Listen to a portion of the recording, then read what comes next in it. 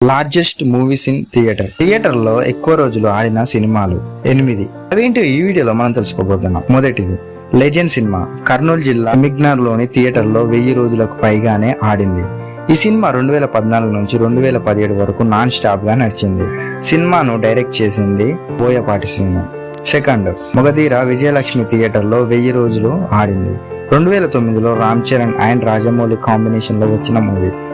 Third Pokiri 580 రోజులు ఆడింది. 2006లో Mahesh Babu puri Jagannadh combination లో వచ్చిన సినిమా. ఫోర్త్ మంగమ్మ గారి మనవడు. నందమూరి బాలకృష్ణ నటించిన ఈ సినిమా హైదరాబాద్ లోని తారక రామ థియేటర్లో 565 రోజులు నాన్ స్టాప్ గా నడిచింది.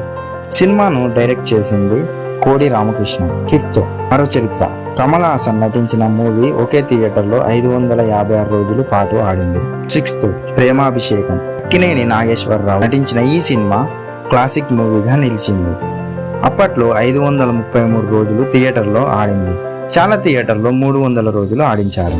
సెవెంత్ లవకుశ. ఈ సినిమా రాముడిగా ఎన్టీఆర్ నటించాడు.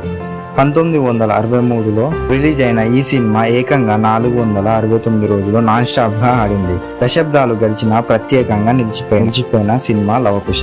Eighth Prema Sagaram. Tamil star hero Simbu T Rajendar direct చేసిన ఈ మూవీ అప్పట్లో 465 రోజులు ఆడింది. సో ఫ్రెండ్స్, ఫైనల్లీ ఈ వీడియో నచ్చితే లైక్ చేయండి. అలాగే వీడియో ఎలా ఉందో మీ చేతులతో చిన్న కామెంట్ చేయండి చాలు.